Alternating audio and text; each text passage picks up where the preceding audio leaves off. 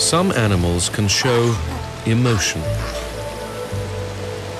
These unique creatures are reacting to the death of one of their group with what can only be described as grief.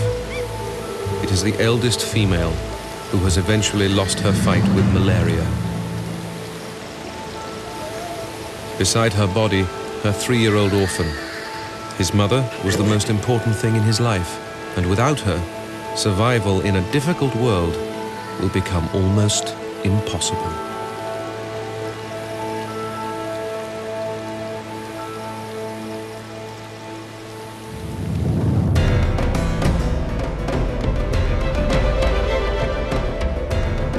This is the northern end of the great African Rift Valley, a staggering landscape created by fractures in the continent. This is the cradle of evolution for mankind.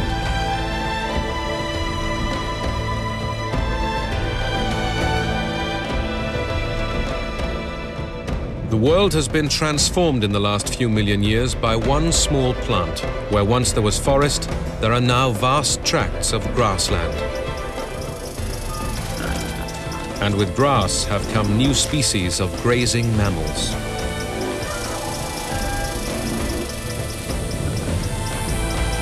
At first glance, you might think you were in the 21st century, but there are important differences. The big cats are actually of the saber-tooth variety, although these ones only have small sabers.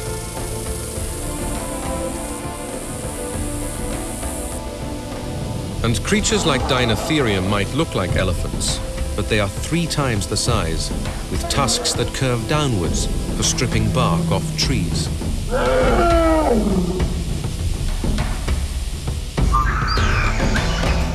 But on the edge of the forest live the most remarkable animals of all.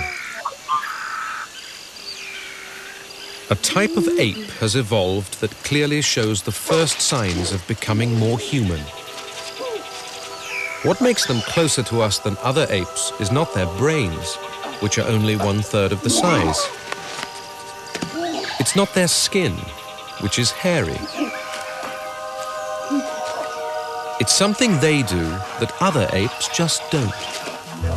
Something that will one day lead them to be described as a missing link.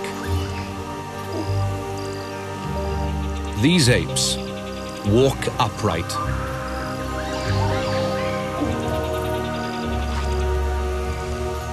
These are Australopithecus. Go back 200,000 generations and your relatives would look something like this. They live in groups with complex social structures and are also very political animals. This is Gray, the eldest of the group. He is 30 years old and the top male, but only for as long as the females want him to be. Females are just 2/3 of the size of the males, but Gray needs their support if he wants to stay in charge. Unfortunately, he's no longer getting it.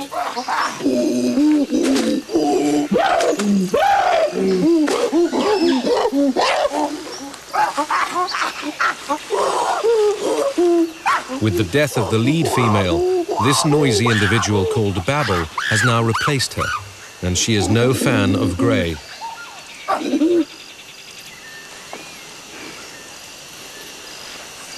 Bottom of the heap is the orphaned male called Blue. At 3 years old, his social skills are as yet undeveloped. With the death of his mother, he is becoming an outsider. But in truth, the whole group has problems. Last year, there were 12 of them. As a result of malaria, they now number just 8. This has led to tension within the hierarchy.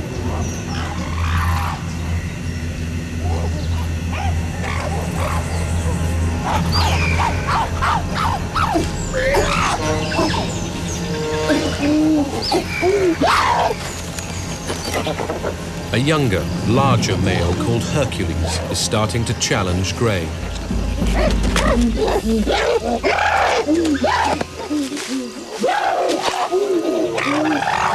These fights are less violent than other primates, Baboons, for example, have large canines and bite each other. Australopithecus have small canines, and their fights are mostly show.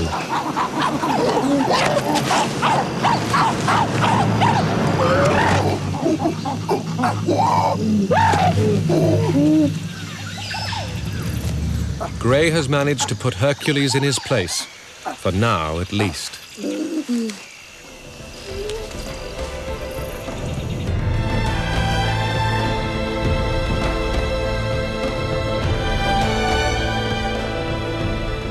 One reason that our origins are here in Africa is that it's an ideal habitat for an upright ape, a patchwork of forest and savanna.